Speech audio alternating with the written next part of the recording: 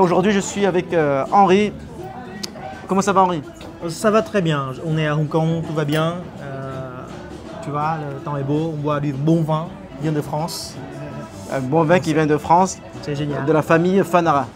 De la famille Fanara. Santé. Voilà. Santé. Santé. Santé. Bon, qu'est-ce que tu fais à Hong Kong? Qu'est-ce que je fais à Hong Kong? Donc, je représente une société qui s'appelle Libertify. Je suis cofondateur et en charge de la partie Asie. Notre société est hyper simple. En une phrase, on transforme les documents financiers complexes en vidéo storytelling avec analytics et call to action. Et finalement, l'objectif, c'est quoi? C'est d'augmenter l'engagement client pour nos partenaires. On dit engagement en français? C'est-à-dire que les gens regardent. Engagement, ça se dit. Engagement, hein. Oui, engagement en français, ça se dit, oui. Et nous, on travaille avec des sociétés, des banques, des fonds d'investissement, des sociétés de recherche financière en Europe, en Asie, et bientôt on va aux États-Unis, avec Business France d'ailleurs. D'accord, bah, très bien. Et on a gagné ici, l'année dernière, on a gagné la compétition qui s'appelle Hong Kong FinTech Global Scale-Up. 500 compétiteurs dans 15 pays du monde et on est numéro 1. C'était novembre. Numéro 1 sur les 500? Sur les 500. Wow. On a gagné le grand prix de l'innovation. Ouais, ouais. Donc, super. Et donc, quand vous avez gagné ce prix, vous avez gagné quoi? Des financements, du coaching, de la visibilité, c'est quoi que tu gagnes? Oui, un peu tout, un peu de tout. Financement, pas vraiment, parce que c'est plutôt financement, pas sous forme de l'argent, mais sous d'autres formes. Par contre, en termes de visibilité, coaching, ouais, ça a beaucoup aidé pour le développement de la boîte. Aidé, ouais, donc maintenant, depuis un an, tu as capitalisé dessus, tu as développé la boîte, et là tu es en Hong Kong pour présenter ça. Ça fait pas un an, c'était novembre. Ça fait oui, il n'y a pas longtemps. Ouais, donc on commence à ouvrir dans la zone Asie. On vient d'ouvrir un footprint, enfin une office à Hong Kong. Ça fait un mois. On va accélérer la partie commercialisation dans la zone. D'accord. Donc dans l'office, il y a combien? Il y a une personne? Dans l'office, parce que nous, on est repartis sur 4 offices différentes, en France, en Israël, au Vietnam et Hong Kong. Au total, aujourd'hui, on est un peu moins de 30, mais on va recruter on va certainement doubler d'ici la fin de l'année. Pourquoi Israël? Je connais quelqu'un qui est aussi dans l'IA en Israël, je te mettrai en contact. Israël parce que là-bas, il y a une recherche qui est très poussée, notamment sur la partie IA. Donc du coup, nous avons des très bons chercheurs là-bas. Intéressant. Moi, j'ai un ami qui est là-bas, qui est en Israël, qui a une boîte dans l'intelligence artificielle. Je te mettrai en contact. Il s'appelle Philippe Metoudi. Salut Philippe s'il nous regarde. Et donc voilà, donc là maintenant tu es basé à Hong Kong ou ailleurs? Oui, je suis basé, en fait moitié de mon temps je suis à Hong Kong et moitié de mon temps je suis au Vietnam, parce qu'on a aussi un office là-bas. D'accord, et pourquoi le Hong Kong et pourquoi Vietnam? Je vais répondre. Pourquoi Vietnam? Pour le Vietnam, il y a 2 raisons. La première raison, c'est que c'est plus simple pour moi. Je suis français vietnamien, donc c'est plus simple. Tu es français d'origine vietnamienne ou tu es franco-vietnamien? Je suis franco-vietnamien. Je suis venu en France après le bac. D'accord. J'ai vécu à 19 ans. D'accord. Ah, tu as bien appris le français hein, depuis. Tu as quel âge maintenant? J'ai plus de 40 ans là, donc j'ai vécu 20 ans. Tu as plus de 40 ans? Oui. Je pensais que tu étais plus jeune que moi. J'ai vécu 20 ans en France, aux États-Unis. Et avant d'arriver en France, tu parlais français? Pas trop, un petit peu, mais pas trop. Donc tu apprends le français, tu parles français depuis 20 ans, quoi, depuis un peu plus de 20 ans. Ah ouais, le français. Bon, on sait que tu as un accent, mais bon, je pensais que c'était. Le français, c'est quand même une belle langue. Ouais. Vive le français, vive la France. Santé. Hop. Je parle même anglais maintenant avec un accent en français. Comme quoi. Et le Vietnam, une deuxième raison pour le Vietnam, c'est que pour le moment, c'est quand même la zone où la valeur et la qualité, en fait, le quality price, c'est le meilleur dans la zone en fait. Notamment au niveau de la partie technologie, la partie tech, ou bien la partie quality ou même marketing. Donc c'est un bon endroit pour s'installer, pour développer de la technologie AI et pour être client, etc. C'est moins cher que d'être à Hong Kong. C'est beaucoup moins cher. Sur la partie back office, c'est beaucoup moins cher, c'est efficace. Après, Et puis, en termes de localisation, c'est bien parce que Hanoï, Hong Kong, c'est 1h40 seulement. Oui, c'est pas loin. C'est pas loin. Et pour aller à Singapour, c'est pareil, c'est 3 heures, quoi. Donc ça coûte bien toute la zone. Et Hong Kong, pourquoi Hong Kong? Parce que Hong Kong, ça reste quand même le centre de l'Asie. Le centre de l'Asie. Enfin, avec Singapour, ça reste le centre de l'Asie. Il y a une dynamique incroyable. Après, je pense que ça fait 18 mois que je ressens une dynamique. Donc tu la ressens, après le Covid ça redémarre, il y a du business. Mais après ça dépend des domaines, peut-être dans l'intelligence artificielle c'est sûr que ça redémarre à fond. Oui, après ça dépend, mais moi je le ressens.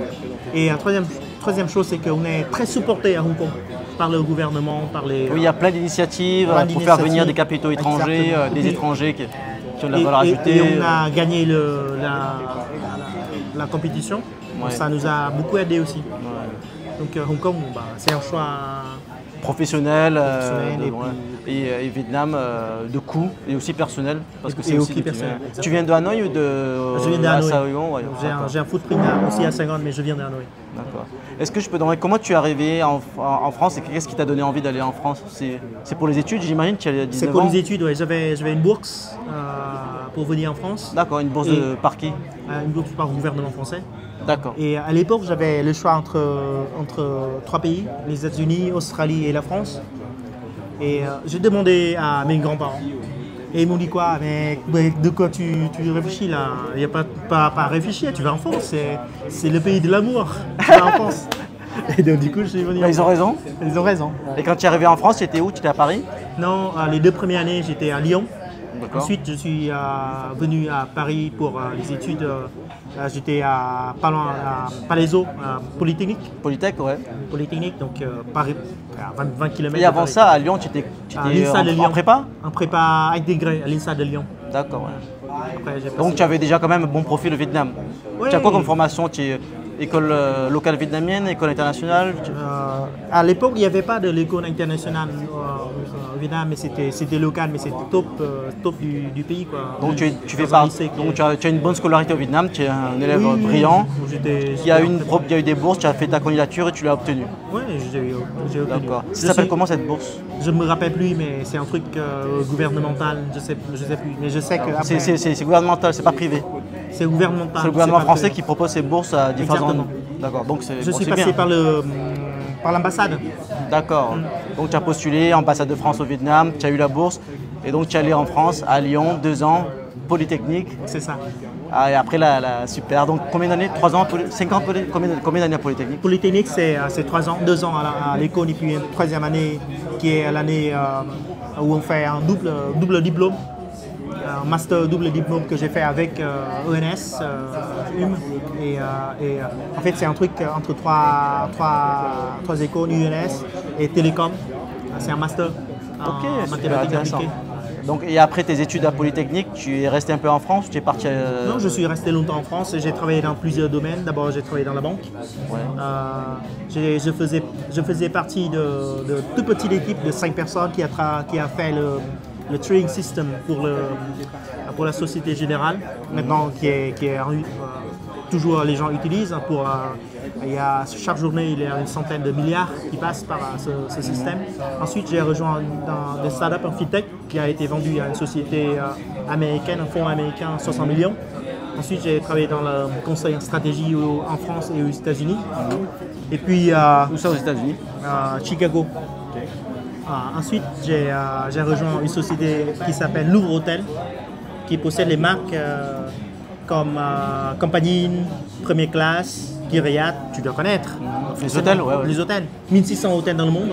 J'étais Chief Strategy Officer, je m'occupais de la strat, de la technologie et toute la partie revenu de cette société. Technologie et revenu, c'est différent ça? C'est différent, ouais. C'est trois équipes différentes.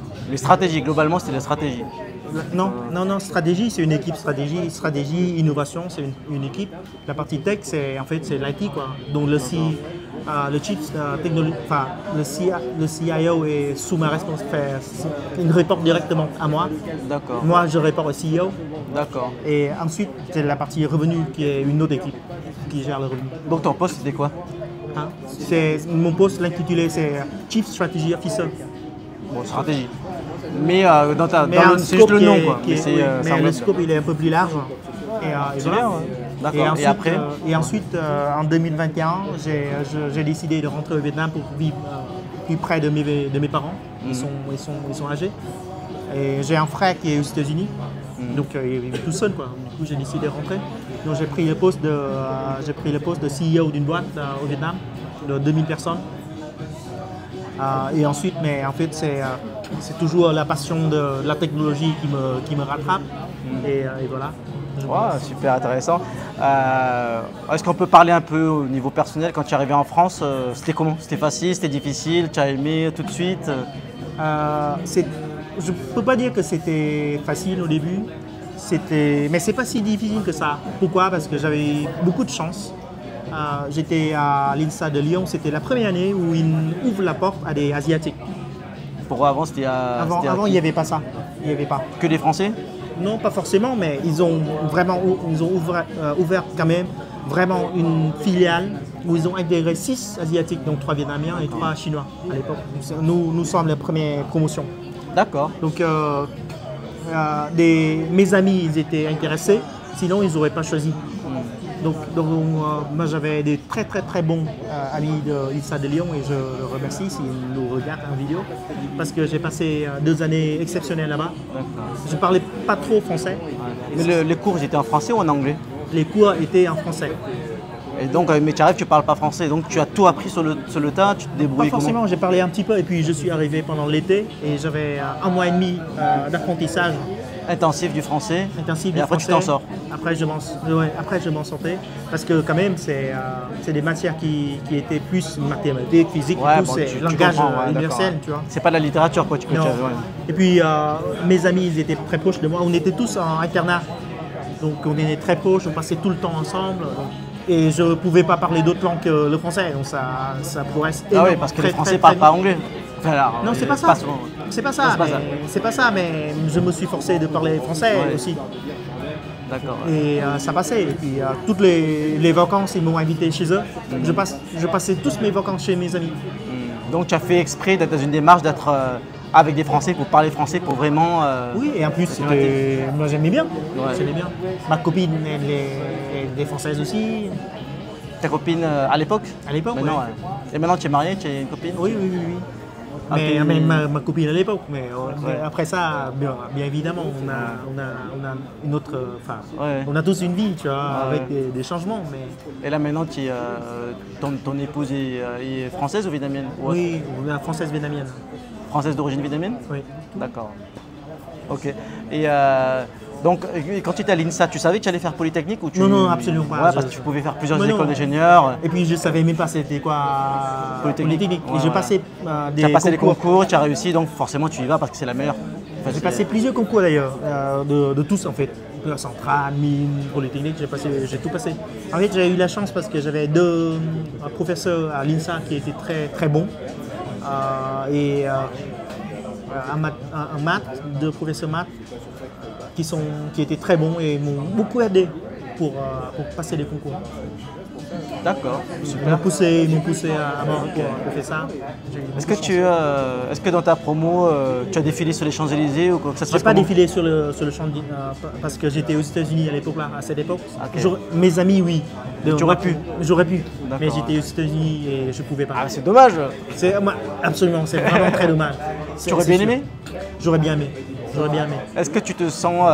Donc, comment s'est passé le processus pour devenir français? C'était quand? C'était après 4 ans, 5 ans? En fait, après le Polytechnique? Après, j'aurais pu obtenir la nationalité pendant la période de Polytechnique, mais à l'époque, le Vietnam ne permettait pas d'avoir double nationalité. Ah, maintenant on peut? Maintenant on peut, ouais. Ah, ben là tu m'apprends quelque chose. Pour moi, je ne savais pas qu'on pouvait avoir la double nationalité. Si, parce qu'avec les Chinois, tu peux pas. Avec les Vietnamiens, maintenant tu peux? Oui, les Vietnamiens, ça fait... C'est officiel et tout? C'est officiel, ça fait une dizaine d'années. Donc dès que ça a été ouvert, j'ai demandé la nationalité et c'est bon. Parce que j'ai vécu en France depuis longtemps, je parle français, oui, je me suis bien intégré, Tu te sens je paye français? des impôts. Ouais, je me sens français, je vis comme un français, je bois du vin, tu vois, tous les jours. Et je paye des impôts, beaucoup. Donc, Bah maintenant, tu n'en payes plus maintenant. maintenant, je ne paye plus ici. Enfin, à part oui, tu payes des revenus sur quoi? Tu as des, Oui, j'ai des apparts revenus, locatifs, oui, voilà. revenus en France. Donc tu payes des impôts sur les revenus de source française. Absolument. Voilà. Maintenant, tu es résident fiscal vietnamien.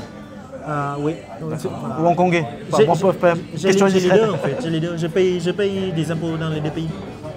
Vietnam et Hong Kong. Oui. Voilà. Vietnam et France. Et France. Oui. D'accord, ouais, bon, logique. Super. C'est bien, il faut contribuer. Ok, très bien.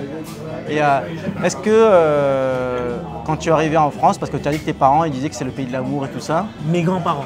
tes grands-parents, est-ce que c'était vrai? Est-ce que C'était tu es arrivé, tu as vu ça? Non, c'était pas trop vrai. Non, c'est pas vrai.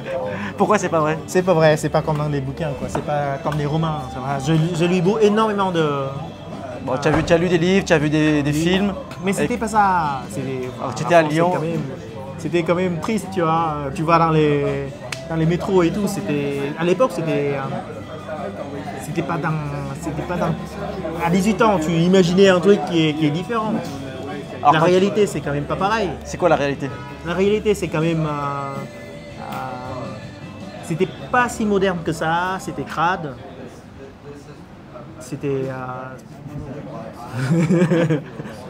Voilà. Ah, dis la vérité quoi. Non, mais voilà. Et puis à l'époque, c'était quand même. Ça fait 20 ans. Là, tu parles de Lyon?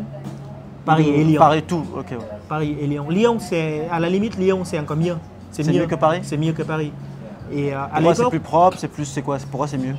Mieux parce que déjà il y a moins de monde et puis j'étais à Villeurbanne, donc c'est à côté de Lyon, mais c'est pas vraiment Lyon. Ouais, c'est en banlieue. C'est en donc banlieue, ouais. c'est tranquille. Et puis espace Ouais, universitaire. mais à Paris, c'est pareil. Si tu es à Versailles, c'est tranquille aussi. C'est quoi. vrai. Ouais. Mais j'étais pas à Versailles, j'étais en plein centre de Paris, je visite. Et à l'époque, personnellement, je vois qu'en France, ça a beaucoup évolué, mais à l'époque, il y avait quand même un phénomène de raciste, je dirais pas, mais les gens n'avaient pas l'habitude de voir des étrangers qui parlaient pas français, des asiatiques qui parlaient pas français. Je parlais pas, tu vois. C'est-à-dire ils n'étaient peut-être pas confrontés à ce genre de problème de parler à des gens avec qui c'est difficile de communiquer à cause de la langue. Voilà. Ça. Maintenant, c'est pas pareil. Maintenant, c'est. Je pense que maintenant c'est un peu plus ouvert qu'avant. Ouais, maintenant c'est beaucoup plus ouvert qu'avant. Ouais.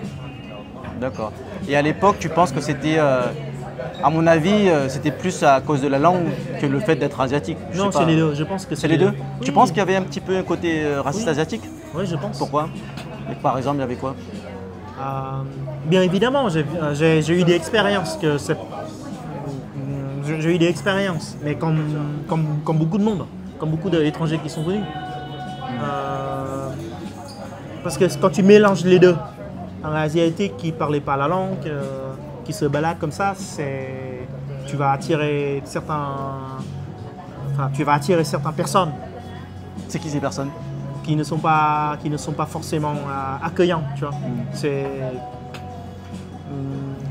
En fait, c'est logique dans la nature humaine où, à un moment donné, tu te places supérieur. Déjà, les Français à l'époque, je pense, ils pensaient supérieur. Ça, c'est le premier point. Ils n'arrivent pas à communiquer avec des gens, donc ils se sont dit, c'est compliqué, quoi. Ils ne se comprennent pas. Et il y a 20 ans, c'était pas. Ils pensaient que le Vietnam était toujours en guerre, par exemple. D'accord. Et aujourd'hui, ça s'est amélioré. Il y a plus de. Oui, ils sont plus éduqués à ça. Ils connaissent mieux le vietnamien. C'est pas que le Vietnam, mais je pense que maintenant les gens comprennent beaucoup plus, sont beaucoup plus ouverts déjà. Qu'il y a des différences culturelles, qu'ils ne sont pas contents ou pas, mais ils savent qu'il y a des flux culturels qui sont complètement différents, mais qui sont respectables. Que ce soit vietnamien, chinois, américain, mexicain, qui sont différents. Mais maintenant, ils sont confrontés à ça, à la télévision, sur social media, dans la vie. Donc, ça devient une habitude. Et les gens sont devenus beaucoup plus ouverts. Ça, c'est le premier point. Deuxième point, c'est qu'il y a beaucoup plus de difficultés économiques, je dirais, de la France. Qui deviennent un petit peu. Il faut regarder les autres pays du monde autour. Il y a un certain déclin français au niveau de l'économie, l'efficacité des entreprises. C'est pas, moi j'appelle pas ça un déclin, mais c'est plutôt la différence de vitesse de croissance. La France, c'est une croissance de 2%, alors que dans les autres pays, c'est 10%. Donc, ça, après, c'est normal, c'est déjà très développé. C'est ça que tu veux dire? Non, je ne dis pas ça. Je ne dis pas que c'est normal ou pas. C'est juste factuel. Mais quand tu vas à 2% et quand tu vas à 10%, sur une année, 2 années, tu ne le sens pas. Tu ne le sens pas, parce que l'écart, ça reste important. Mais sur 10 ans, sur 20 ans, c'est pas pareil. Parce que quand tu vois que les gens qui étaient là, qui deviennent au-dessus de toi, tu te poses des questions quand même. C'est-à-dire que dans tous les domaines, tu te développes plus vite au niveau de ta carrière, au niveau de ton business, à l'étranger qu'en France. Parce qu'en France, tu es un peu limité, c'est-à-dire il y a 2% de croissance, c'est pas suffisant. Non, je parle de la société en général, pas en termes individuels. Parce qu'en France, j'ai eu une carrière qui est une bonne carrière. Ouais, une bonne carrière, quoi. Mais je parle de la société en... Ah ouais, bon, c'est sûr que la France, depuis en 10-20 ans, elle a moins changé que le Vietnam. Que le Vietnam, que la Chine, après, c'est normal parce qu'elle était déjà assez développée avant, donc c'est plus compliqué de... Enfin, je pense que la France, elle pourrait avoir une... Ce serait bien qu'elle ait une croissance de 10% si elle engageait certaines réformes, peut-être. Mais je prends un exemple. C'est possible. C'est absolument possible. Je dis absolument possible. Ah, mais toi, tu as un esprit AI, tu as fait Polytechnique, c'est pas pareil, quoi. Mais déjà, j'ai vécu en France, ça fait 3 ans que je suis parti, je regarde la France avec un regard qui est plus de l'extérieur, on va dire. L'extérieur, l'intérieur. Je vois que sur les 3-4 dernières années, malgré le fait qu'il y a beaucoup de difficultés, tu vois quand même, ça bouge. Ça bouge et ça se reflète dans les chiffres. Je prends un exemple. Depuis quelques années, l'investissement à l'étranger qui vient en France, la France dépasse la combinaison de l'UK et l'Allemagne ensemble. C'est quelque chose qui était inconcevable il y a 5 ans, il y a 10 ans. Maintenant, la France tout seul, c'est 40% plus que l'UK et l'Allemagne ensemble. Ouais, okay. C'est quand même, ça reflète quelque chose. Le nombre de startups qui sont montés en France, parce que tu connais la qualité de l'étude française est excellente, est vraiment excellente. Oui, il y a un bon niveau quand même dans ce domaine. Voilà. C'est excellent, moi je dis excellent. Et jusque-là, l'ingénierie française est exploitée à l'étranger. Quand tu vas à Hong Kong, à Singapour, à Tokyo, partout tu vois des très bons Français. Oui, mais surtout dans les entreprises. Mais pas en France, enfin si en France aussi, mais pas, mais pas comme ça, pas dynamique comme ça. Mais maintenant on monte des bonnes entreprises en France. Et qui est leader en termes d'innovation. Tu vois, avec Mistral, tu vois, comme Libertify, comme nous, on est basé en France avec des Français et tout. Mais vous dépendez quand même beaucoup de l'étranger, c'est-à-dire qu'il y a des gens comme toi qui ne sont pas en France, etc. Donc la croissance en France, c'est grâce aussi à ce qui se passe à l'étranger. Obligé, sinon... On est dans un monde ouvert maintenant, on n'est pas dans un monde fermé. Obligé. D'accord, très bien. Et bon, maintenant, comment tu vois la France en tant que franco-vietnamien qui habite au Vietnam? Est-ce que tu as envie de revenir vivre en France un jour? Ça te manque? C'est quoi ton état d'esprit?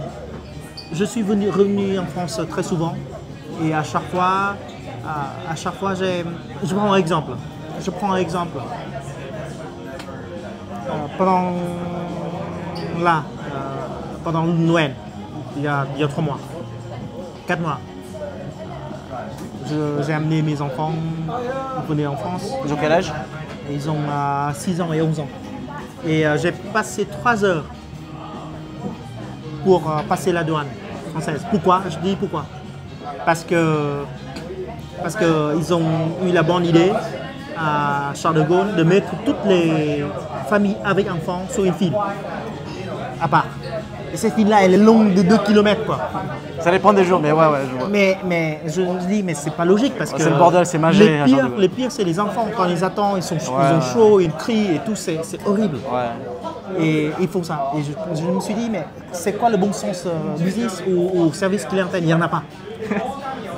Et bien, la France a beaucoup amélioré, mais ce côté-là, il y a encore de distance à faire. Tu ne vas jamais voir ça à Singapour Bah, ça c'est clair. Même Hong Kong ou aux États-Unis, tu vois pas ça. Mais en France, bah, c'est normal. Et donc là, ça a un peu plombé l'état d'esprit quand tu arrives, quand les enfants ils pleurent, tu te dis qu'est-ce que je fous là, ouais. Non, non, non, pas ça. Moi, je m'attendais à ça. Tu t'y attendais déjà, tu savais que ça allait être comme ça. Je savais que ça allait être comme ça. Dans tous les cas, je me suis préparé. Mais quand je vois les touristes, j'ai des amis américains qui sont venus. Toi, tu connais, mais si tu vois les touristes, c'est différent. Ils étaient verts, quoi. Je te dis, ils étaient verts. Attends, ils ont déjà fait 15 heures de vol avec des enfants à bas âge. Ils sont venus voir la France romantique et ils n'ont pas vu ça du tout. Bah, première impression, bam! D'accord. Et quoi d'autre, hein? Est-ce qu'il y a d'autres anecdotes à part ça? Non, mais sinon la France... Quand tu marches dans la rue, quand tu prends le métro, quand tu... Non, bon, tout est bien. Tu as passé de bonnes vacances en France? Ouais, j'ai passé de bonnes vacances en France. Un bon Noël. Bon Noël en France. Oh, très bien. La France, c'est toujours un beau pays. Attends, revenir vivre, je ne sais pas. Mais dans tous les cas, je reviens très souvent. D'accord. Est-ce que tu vois beaucoup de Français à Hanoï? De temps en temps, je vois des Français à Hanoï. Mais là, parce que je voyage beaucoup. Ouais, tu n'es pas toujours là. Là, tu es à Hong Kong. Hong Kong, à Hanoï, à Saigon, à Singapour. La semaine prochaine, je serai à Bangkok. Ouais. Donc, du coup... Bon, s'il y a des Français qui nous regardent, qui veulent te contacter, qui veulent des bons plans à Hanoï, ils peuvent te contacter? Bien évidemment, je suis toujours ouvert à ça. On va mettre tes coordonnées. Voilà. Ils vous aident à vous installer à Hanoï. Tu peux faire ça? Absolument. Ah voilà, ils vous montrent la carte. Attends, tu vois. Je la mettrai en plus. C'est ça. Bah, super Henri, très intéressant, merci beaucoup. Et dernière question, est-ce que tu es fier d'être français? Absolument. Est-ce que tu te définis comme un patriote? Pas forcément, parce que c'est quand même... Ouais. J'ai une double nationalité, je suis venu en France quand même plus tard. Ouais, voilà. Et donc, moi je sais qu'il y a plein de trucs que je n'ai pas, comme des réflexes comme j'aurais pu passer. C'est différent, ouais. C'est un peu différent. Mais bon, ça c'est normal, voilà. Mais en tout cas... Par exemple, je te dis, en 2018, et j'étais à Hong Kong, la nuit que la France a joué à Russie et gagné Coupe du Monde. J'ai célébré comme un Français, tu vois. Et ça, et j'étais fier, quoi. Bah, s'il y a un match de foot France-Vietnam, tu supportes qui? Je regarde même pas parce que l'écart est tellement important. Ouais, c'est pas drôle. Non, mais on sait très bien que le niveau français est supérieur, mais je veux dire, dans ton cœur, c'est les deux, quoi. Tu te dis, bon, je m'en fous, de toute façon, je suis content. De toute façon, pour le World Cup, le Vietnam, il ne peut pas participer. Ouais. Bon. Donc, du coup, je supporte à fond la France. D'accord. Ouais. Et je pense que le jour où mon cœur doit être déchiré entre les deux pays, c'est loin. Hein. On a encore beaucoup de temps là devant nous. Est-ce que tu votes aux élections françaises? Oui, je vote. Ouais, je vote. Donc, tu votes au consulat, à Hanoï? Oui. Tu as voté au présidentiel et tout le reste? Oui. Présidentiel, surtout. Et le reste, je suis pas assez... Je suis loin, donc renseigné, je ne suis pas assez renseigné, je vais pas donner une vote parce qu'il faut voter. Est-ce que tu veux, tu n'es pas obligé de le dire, est-ce que tu veux dire pour qui tu as voté? Non, ça je la garde pour moi. Ok, très bien. Bon, en tout cas, très intéressant. Merci beaucoup pour cet échange. À bientôt. Alors là, c'est quoi ça?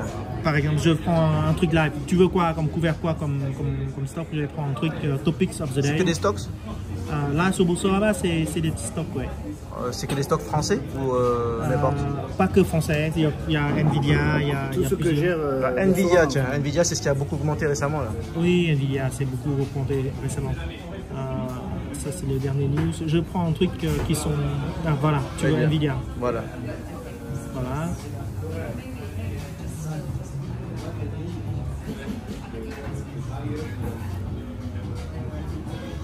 Ça, c'est automatique.